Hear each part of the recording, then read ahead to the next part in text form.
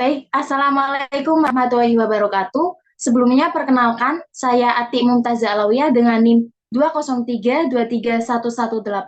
Jadi pada kali ini kita itu akan membahas mengenai modul ajar kurikulum Merdeka. Nah, langsung aja kita masuk.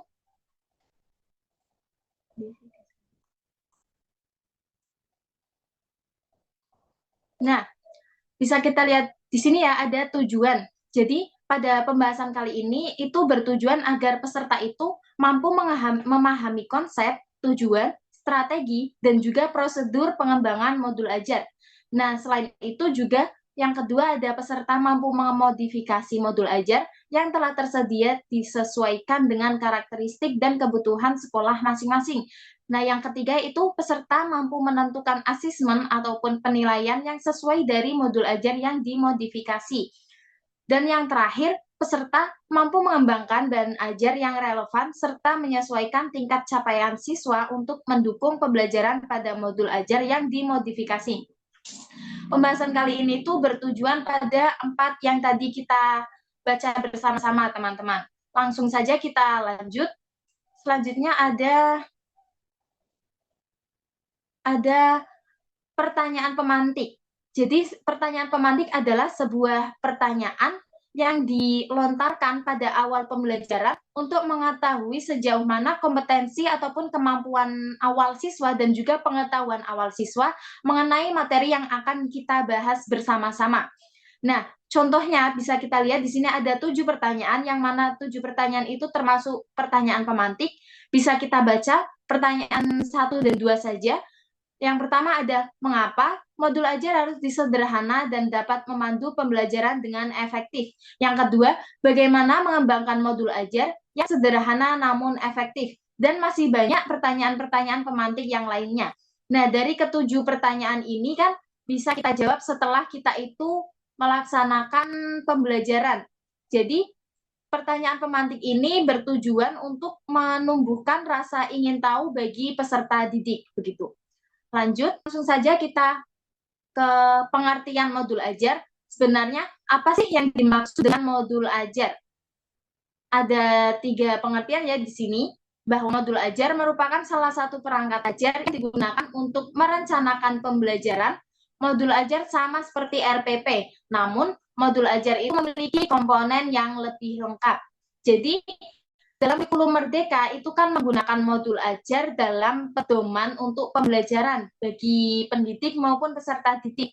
Nah, begitu juga di Kurtilas itu menggunakannya RPP. Nah, tetapi di dalam modul ajar itu komponen yang ada itu lebih lengkap karena kan seperti yang kita tahu bahwa modul ajar itu ada LKPD, ada langkah-langkahnya pun berbeda, kemudian ada asesmen-asesmen yang bervariasi dan juga masih banyak lagi. Sedangkan dalam RPP itu komponennya itu masih terbatas begitu. Kemudian modul ajar adalah sebuah dokumen yang berisi tujuan, langkah, dan media pembelajaran serta asesmen yang dibutuhkan dalam satu unit atau topik berdasarkan alur tujuan pembelajaran. Kemudian pendidik memiliki keleluasaan untuk membuat sendiri, memilih, dan memodifikasi modul ajar yang tersedia sesuai dengan konteks, kebutuhan, dan karakteristik peserta didik. Nah, dalam suatu kelas tentunya itu kan banyak peserta didik. Nah, dari banyaknya peserta didik, tentunya karakteristik berbeda. Jadi bisa membuat modul ajar yang disesuaikan dengan kebutuhan dan juga karakteristiknya. Bisa bervariasi. Selain ini bisa lihat ada alur penulisan modul ajar. Pertama ada kurikulum operasional. Kurikulum operasional yaitu sebuah dokumen bisa diperbarui dan juga disesuaikan sesuai dengan kebutuhan sehari-hari begitu. Nah, dalam kurikulum operasional itu ada 2 komponennya, ada 2 bagian. Yang pertama ada tujuan pembelajaran dan yang kedua ada alur tujuan pembelajaran. Nah, tujuan pembelajaran itu merupakan jabaran kompetensi yang dicapai peserta didik dalam satu atau lebih kegiatan pembelajaran.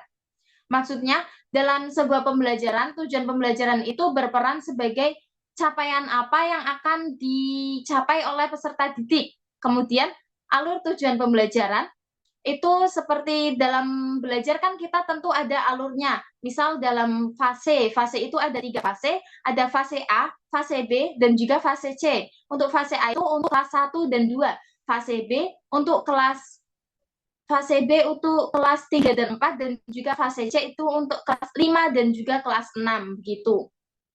Jadi dalam belajar itu kita harus runtut ataupun berurutan sesuai dengan fase ataupun kemampuan. Nah, selanjutnya ada contoh alur penyusunan modul ajar. Di sini contohnya itu mata pelajaran bahasa Indonesia. Ada tujuan akhir, terus ada output dari materi sebelumnya, ada elemen bahasa Indonesia, ada profil pelajar Pancasila, yang mana ada ATP juga. ATP itu melingkupi ataupun tujuan pembelajaran, atau tadi kan sudah saya jelaskan mengenai tujuan pembelajaran. Kemudian yang kedua ada konten inti ataupun isi dari pembelajarannya itu mau seperti apa begitu. Kemudian ada pemahaman bermakna itu berpikir kritis ya.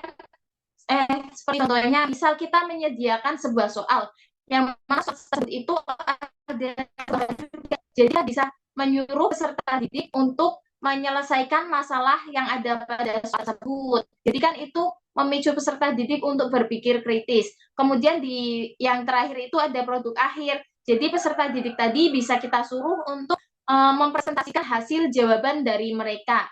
Kemudian ada indikator pencapaian kompetensi, ada rencana asesmen, dan di elemen itu ada menyimak, membaca dan memirsa, berbicara dan mempresentasikan, dan juga yang terakhir menulis.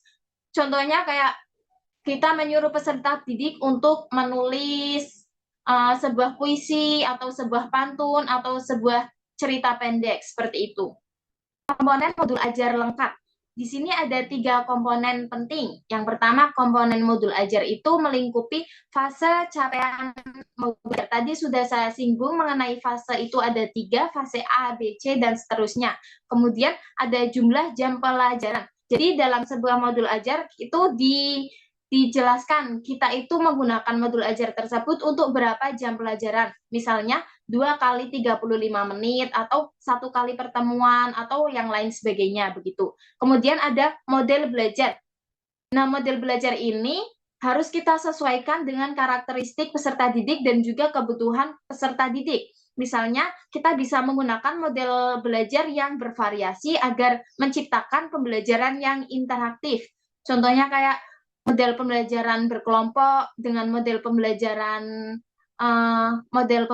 basic learning begitu. Kemudian selanjutnya ada tujuan pembelajaran, yaitu capaian-capaian yaitu apa yang akan dicapai oleh peserta didik begitu. Kemudian dimensi Pancasila itu menyinggung mengenai tadi profil pelajar Pancasila yang dilampirkan pada awal. Kemudian ada pengetahuan ataupun keterampilan prasyarat, dan juga komponen detail belajar per pertemuan. Jadi di setiap pertemuan begitu. Yang pertama ada bahan ajar, kemudian pemahaman bermakna. Bahan ajar itu kan kayak kita itu akan belajar mengenai apa, bahannya dari mana begitu. Terus pemahaman bermakna, mohon maaf. Itu tadi yaitu bertujuan untuk memicu berpikir kritisnya seorang siswa. Kemudian pertanyaan pemantik yaitu pertanyaan yang dilontarkan pada awal pembelajaran untuk mengetahui sejauh mana kemampuan awal peserta didik ataupun pengetahuan awal peserta didik mengenai pembelajaran ataupun materi yang akan dibahas. Kemudian ada indikator keberhasilan, jadi nanti ada capaian-capaian apa yang sudah berhasil peserta didik capai begitu. Kemudian ada asesmen. Asesmen itu yaitu penilaian ataupun semacam, biasanya kan ada tugas-tugas ataupun soal-soal itu termasuk pada asesmen. Kemudian sarana dan prasarana. Contohnya kayak LCD, terus ada media pembelajaran itu termasuk sarana dan prasarana.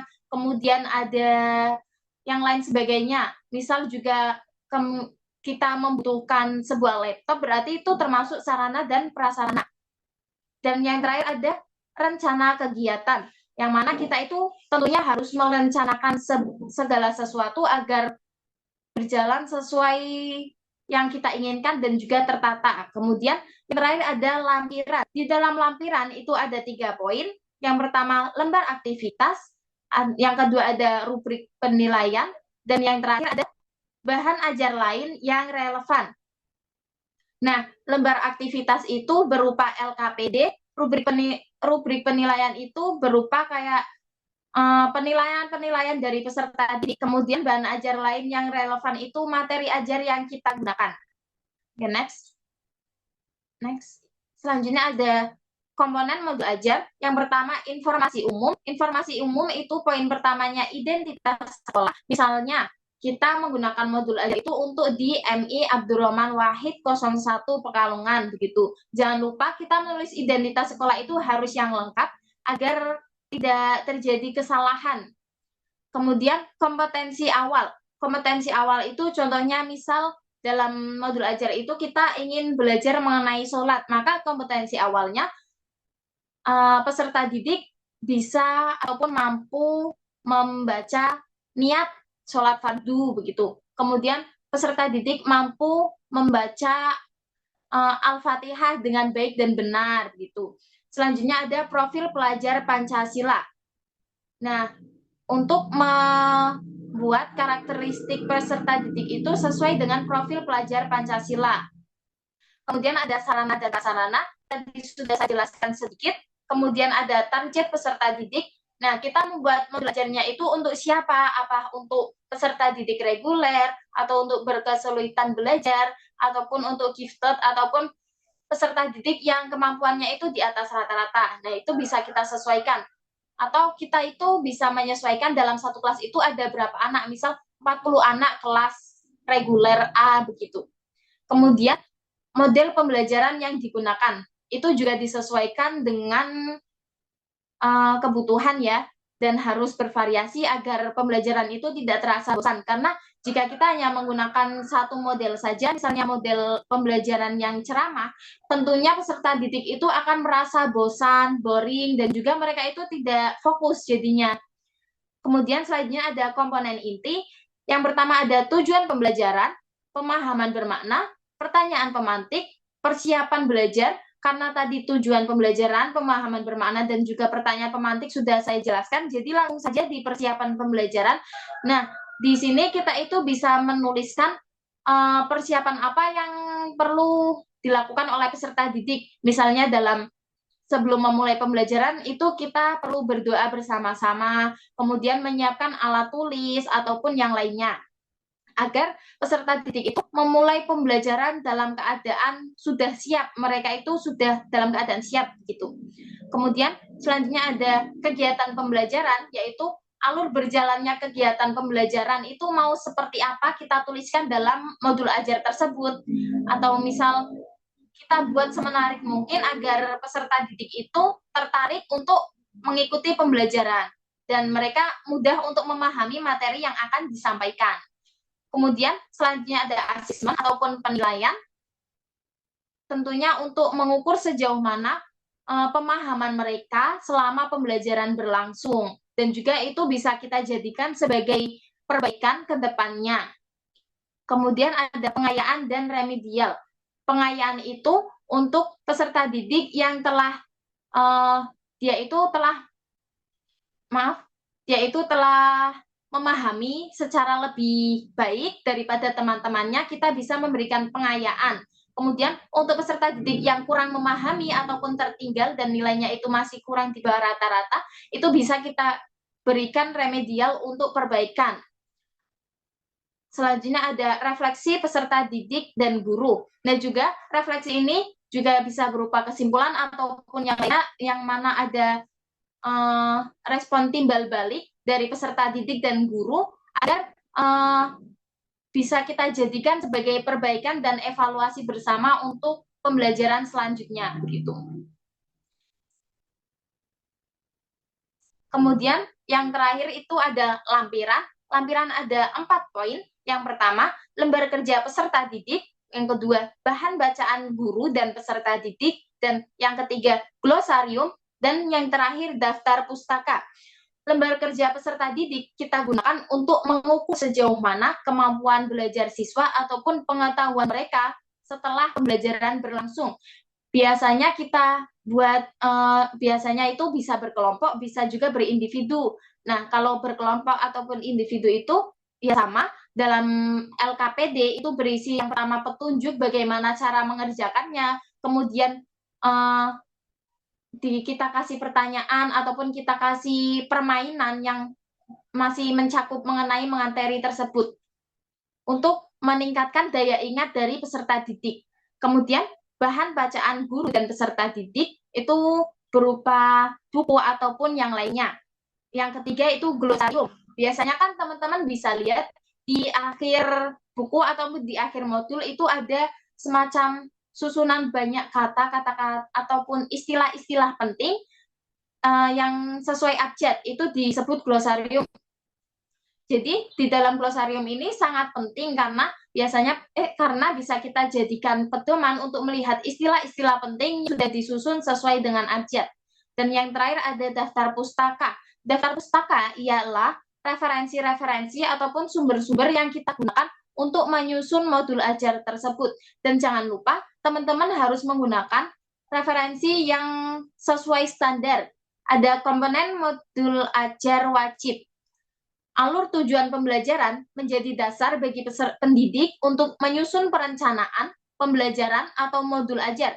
Nah, pendidik memiliki keleluasaan untuk mengembangkan modul ajar sendiri, memilih dan memodifikasi modul ajar yang tersedia sesuai dengan konteks, kebutuhan, dan karakteristik peserta didik. Seperti yang sudah saya jelaskan tadi, bahwa guru itu memiliki hak untuk mengembangkan ataupun memodifikasi sebuah modul ajar sesuai dengan karakteristik dan kebutuhan peserta didiknya.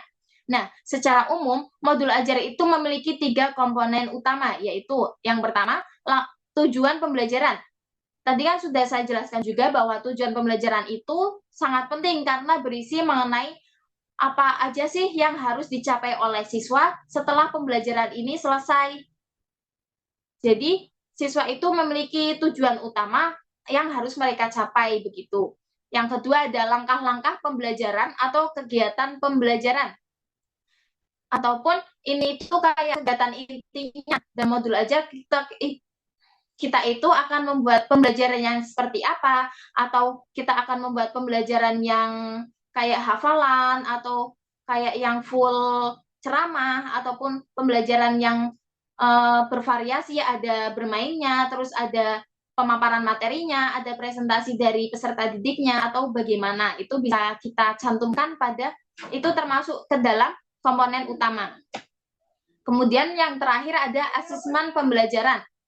Asesmen pembelajaran itu termasuk sebuah penilaian pembelajaran, yang mana pembelajaran itu harus kita berikan asesmen untuk mengukur sejauh mana pemahaman peserta didik mengenai pembelajaran yang sudah berlangsung. Nah, asesmen pembelajaran itu ada formatif dan juga sumatif. Nanti bisa kita bahas setelah ini. Pendidik diperbolehkan apabila ingin mengembangkan modul ajar dengan komponen-komponen tambahan di luar komponen wajib. Oke, next. Selanjutnya ada acuan teknik modifikasi modul ajar. Yang pertama, menetapkan tujuan belajar berdasarkan CP ataupun ATP sesuai karakteristik murid kurikulum belajar Pancasila. Yang kedua, menyusun desain pembelajaran, melaksanakan dan merefleksi pembelajaran yang efektif. Yang ketiga, proses pembelajaran mendukung perkembangan kompetensi dan karakter peserta didik secara holistik. Yang keempat, pembelajaran yang dirancang sesuai konteks, lingkungan, dan budaya peserta didik, serta melibatkan orang tua dan masyarakat sebagai mitra. Dan yang kelima, pembelajaran berorientasi pada masa depan yang berkelanjutan. Hal apa sih yang harus diperhatikan saat memilih modul ajar untuk dimodifikasi? Nah, yang pertama, apakah selaras dengan rencana yang sudah dibuat saat penyusunan ATP? Kemudian, apakah cocok dengan kondisi dan karakteristik murid? Yang ketiga, apakah sarana dan prasarananya itu tersedia di sekolah? Dan yang terakhir, adakah yang perlu atau bisa dimodifikasi? Yang pertama berarti kan rencana yang kita buat itu harus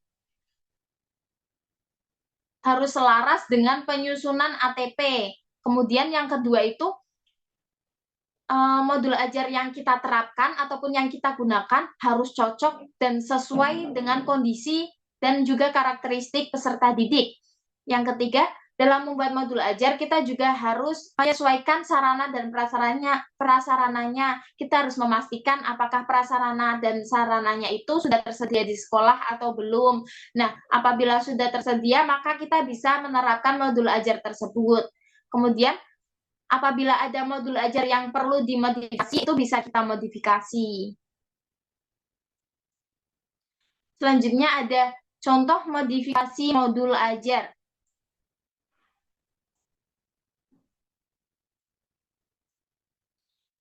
Sila memilih contoh modul ajar lengkap sesuai jenjang yang diinginkan yang tersedia di LMS. Simak modifikasi modul ajar dari contoh tersebut. Contoh yang dilampirkan bukan contoh baku. Peserta didik diperbolehkan untuk membuat modifikasi modul ajar sesuai dengan karakteristik dan kebutuhan kelas. Kemudian, struktur wajib dalam modul ajar adalah tujuan pembelajaran, langkah-langkah pembelajaran, atau kegiatan pembelajaran dan asesmen pembelajaran. Pendidik itu diperbolehkan apabila relevan. Jadi intinya dalam membuat modul ajar itu, pendidik diperlukan untuk menambahkan komponen yang relevan sesuai dengan kebutuhan dan karakteristik peserta didik dan juga kebutuhan kelasnya. Baik, selanjutnya ada paradigma asesmen. Nah, di sini ada yang harus diperhatikan dalam menentukan asesmen. Itu ada 5 poin. Yang pertama, penerapan pola pikir bertumbuh ataupun growth mindset. Kemudian yang kedua, terpadu di mana asesmen mencakup kompetensi pada ranah sikap, pengetahuan, dan juga keterampilan yang saling terkait. Jadi, asesmen yang kita gunakan itu harus mencakup ketiga ranah ini. Yang pertama, sikapnya bisa untuk mengembangkan sikap, dan juga yang kedua bisa untuk mengembangkan pengetahuan, dan juga yang terakhir itu mengembangkan keterampilannya. Jadi, soal tersebut itu harus melingkupi 3 ranah tadi. Kemudian, keleluasan dalam menentukan kriteria ketercapaian tujuan pembelajaran. Dalam asesmen ini juga kita harus membuat asesmen yang mana bisa membantu peserta didik untuk mencapai tujuan pembelajaran yang telah ditentukan. Kemudian, sekolah diberikan keleluasaan untuk menentukan teknik dan jenis asesmen. Jadi, sekolah itu memiliki hak untuk menentukan asesmennya itu akan berikan yang bagaimana, misal apa, mau esai boleh, pilihan ganda boleh, soal HOTS boleh, atau yang lainnya itu tergantung pada sekolah ataupun satuan pendidikan. Kemudian ada khusus SMK, terdapat juga bentuk asesmen khas yang membedakan dengan jenjang yang lain, yaitu asesmen praktek uji kompetensi dan uji unit kompetensi. Nah, kan biasanya kan di dalam SMK itu ada magang. Nah, magang itu untuk meningkatkan siswa dalam bidang termasuk next, asesmen awal pembelajaran. Asesmen awal dapat dilakukan untuk mengidentifikasi kebutuhan belajar peserta didik dan hasilnya digunakan untuk yang sesuai dengan capaian peserta didik. Kemudian, pendidik dapat melaksanakan asesmen awal pembelajaran sesuai kebutuhan. Misalnya pada awal tahun pembelajaran, pada awal semester, sebelum memulai satu lingkup materi dapat berupa satu atau beberapa TP, atau sebelum menyusun modul ajar secara mandiri. Dengan demikian, asesmen awal pembelajaran tidak perlu dilakukan setiap mengawali tatap muka. Jadi, asesmen awal pembelajaran itu bisa kita lakukan setiap tatap muka boleh, ataupun setiap awal pembelajaran, ataupun setiap awal tahun pelajaran. Jadi, nggak harus setiap tatap muka begitu. Dan yang terakhir, asesmen pada awal pembelajaran diharapkan tidak memberatkan pendidik atau satuan pendidikan. Namun demikian, jika pendidik atau satuan pendidikan memiliki kemampuan, dapat melengkapi data tambahan dengan melakukan asesmen non-kognitif ataupun non-pengetahuan yang mencakup kesiapan belajar, minat profil pelajar, latar belakang keluarga, riwayat tumbuh kembang, dan lain sebagainya. Next.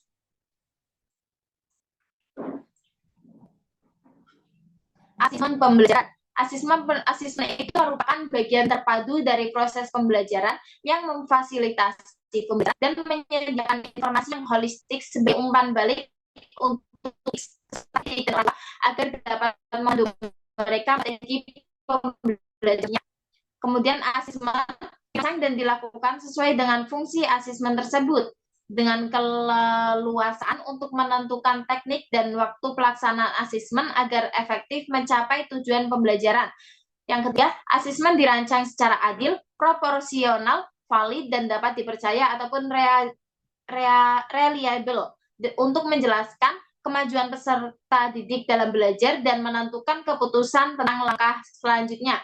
Kemudian, laporan kemajuan belajar dan pencapaian peserta didik bersifat sederhana dan informatif, memberikan informasi yang bermanfaat tentang karakter dan kompetensi yang dicapai serta strategi tindak lanjutnya.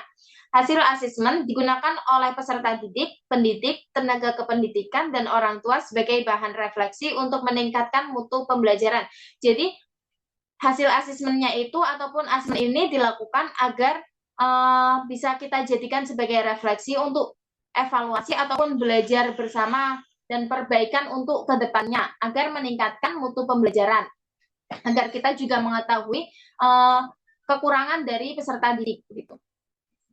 Selanjutnya, alur asesmen. Yang pertama, kita harus menentukan tujuan pembelajaran sesuai alur perkembangan dimensi, kemudian merancang indikator ataupun memastikan ke dalam tujuan, membuat indikator yang mencakup aspek kognisi, sikap, dan keterampilan. Kemudian, menyusun strategi asesmen, kemudian menyiapkan alat ukur dan instrumennya ataupun rubrik penilaian, kemudian menyiapkan instruksi atau panduan untuk murid ataupun lembar kerja ataupun LKPD, kemudian mengolah hasil asesmen dan bukti ke pencapaian peserta didik untuk membuat inferensi ataupun kesimpulan mengenai pencapaian peserta didik terhadap tujuan pembelajaran. Dan yang terakhir itu menyusun raport ataupun kita nanti akan mencantumkan nilai-nilai peserta didik di dalam raport tersebut. Selanjutnya ada acuan yang digunakan untuk melaksanakan asesmen pembelajaran. Yang pertama, asesmen sebagai proses pembelajaran. Assessment as learning. Asesmen untuk refleksi proses pembelajaran berfungsi sebagai asesmen formatif. Asesmen formatif itu di awal pembelajaran ataupun di tengah pembelajaran. Intinya di saat pembelajaran tersebut itu berlangsung. Kemudian asesmen untuk proses pembelajaran ataupun asesmen for learning. Asesmen ini yaitu asesmen untuk perbaikan proses pembelajaran dan juga berfungsi untuk asesmen formatif juga. Yang terakhir itu ada asesmen pada akhir proses pembelajaran ataupun assessment of learning. Nah, bisa dilihat asesmennya untuk evaluasi pada akhir proses pembelajaran. Perbedaan asesmen as and for learning adalah asesmen as learning lebih melibatkan peserta didik secara aktif dalam kegiatan pembelajaran tersebut ataupun kegiatan asesmen tersebut. Nah, peserta didik itu diberi pengalaman untuk belajar menjadi penilai bagi diri sendiri dan temannya. Penilaian diri ataupun self-assessment dan penilaian antar teman merupakan contoh asesmen as learning. Jadi, asesmen as learning ini tadi digunakan untuk menilai diri mereka sendiri dan juga temannya, menilai ketercapaiannya. Kemudian ada dalam asesmen as learning, peserta didik sebaiknya dilibatkan dalam merumuskan prosedur, kriteria maupun rubrik pedoman asesmen sehingga mereka mengetahui dengan pasti apa yang harus dilakukan untuk mencapai capaian pembelajaran yang maksimal. Nah, tadi nih ada asesmennya ada asesmen formatif dan juga asesmen sumatif. Asesmen formatif itu di awal pembelajaran ataupun di tengah pembelajaran, intinya di saat pembelajaran tersebut berlangsung. Kemudian asesmen sumatif itu di akhir pembelajaran, misal kayak UTS, UAS gitu. Nah, kalau asesmen formatif contohnya kayak ulangan harian, terus pertanyaan pemantik dan lain sebagainya. Bisa kita lihat ya, ada banyak, bisa dibaca. Next, ada contoh bentuk asesmen formatif dan sumatif. diskusi kelas, kemudian ada drama, ada presentasi, tes lisan, dan juga produk. Nah, diskusi kelas itu mengembangkan kemampuan berkomunikasi dan berinteraksi antar siswa, kemudian belajar berdemokrasi, menghargai pendapat orang lain, serta berani berpendapat. Karena dalam diskusi kelas itu kan biasanya peserta didik kalau sama temannya itu lebih percaya diri, jadi dia itu bisa meningkatkan kemampuan berkomunikasi dia dan juga kemampuan pikirnya. Kemudian drama itu melatih kepercayaan diri dan juga jiwa seni. Kemudian belajar bekerja sama, komunikasi, serta berpikir kritis. Kemudian presentasi itu mengembangkan kemampuan berkomunikasi, belajar memahami topik secara mendalam, berpikir dan bernalar kritis. Dan produk itu mengembangkan kreativitas, meningkatkan ketelitian dan jiwa seni. Dan yang terakhir, tes lisan itu meningkatkan kemampuan berbicara, mengkonfirmasi pemahaman, dan menerapkan umpan balik. Oke, next. Ada pelaksanaan asesmen sumatif dan formatif. Pelaksanaan asesmen formatif itu dapat dilakukan dengan memperhatikan hal berikut nih. Ada 4 poin. Dilaksanakan bersama dengan proses pembelajaran yang kemudian ditindaklanjuti untuk memberi perlakuan berdasarkan kebutuhan peserta didik serta perbaikan proses pembelajaran. Kemudian pendidik dapat menggunakan berbagai teknik seperti observasi, performa, kinerja, produk, proyek, portofolio maupun tes.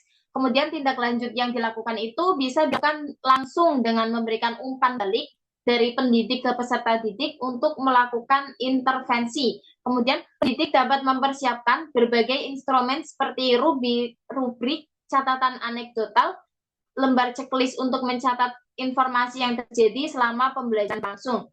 Kemudian pelaksanaan asesmen sumatif dapat dilakukan dengan memperhatikan hal berikut. Ada 3 hal. Yang pertama itu sumatif dilakukan pada akhir lingkup materi, kemudian pendidik dapat menggunakan berbagai teknik, kemudian hasil sumatif dapat ditindaklanjuti dengan memberi umpan balik. Baik, selanjutnya itu ada pengembangan bahan ajar. Nah, yang harus diperhatikan dalam pengembangan bahan ajar itu ada 4 poin. Poin pertama, bahan ajar bersifat variatif, bisa berupa bahan ajar cetak dan bahan ajar non-cetak. Bahan ajar cetak itu bisa berupa majalah, LKS, dan juga buku paket. Nah, bahan ajar non-cetak itu bisa berupa e-book, kemudian ada jurnal, artikel, dan lain sebagainya. Kemudian, poin kedua, sesuaikan buku yang disediakan tersebut dengan ATP, kebutuhan, dan karakteristik sekolah masing-masing. Dan poin ketiga, kembangkan bahan ajar untuk membuat kegiatan pembelajaran semakin bermakna dan variatif. Yang terakhir, buku yang disediakan pemerintah itu hanya salah satu alternatif bahan ajar. Jadi, guru itu diperbolehkan untuk mengembangkan dan menambahkan bahan ajar lain yang relevan. Oke, lanjut di slide terakhir itu ada hal penting yang harus diperhatikan saat akan membuat modul ajar adalah menyesuaikan lingkup kesiapan belajar, minat, dan tingkat penguasaan kompetensi peserta didik. Jadi peserta didik itu kita lihat apakah mereka itu sudah siap belajar atau belum siap belajar.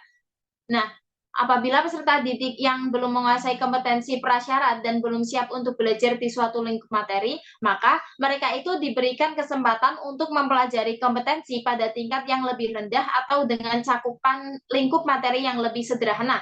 Kemudian, peserta didik yang sudah siap belajar diberikan kesempatan untuk mempelajari seluruh lingkup materi dengan penugasan yang sesuai. Dan yang terakhir, peserta didik yang memiliki tingkat penguasaan yang tinggi dapat diminta untuk menyelesaikan tugas dengan tingkat kesulitan yang lebih menantang ataupun tingkat yang lebih tinggi.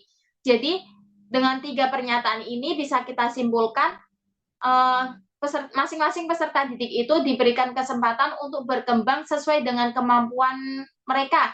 Mereka yang belum siap belajar itu bisa dengan berkembang dengan materi yang lebih sederhana, kemudian yang sudah siap belajar bisa dengan penugasan yang telah disesuaikan, dan juga peserta didik yang tingkat penguasaannya tinggi itu juga bisa berkembang dengan tugas yang lebih menantang, seperti itu. Sekian yang dapat saya sampaikan. Semoga dapat bermanfaat bagi kita semua. Mohon maaf apabila ada tutur yang kurang teratur dan juga kata yang kurang tertata. Wassalamualaikum warahmatullahi wabarakatuh.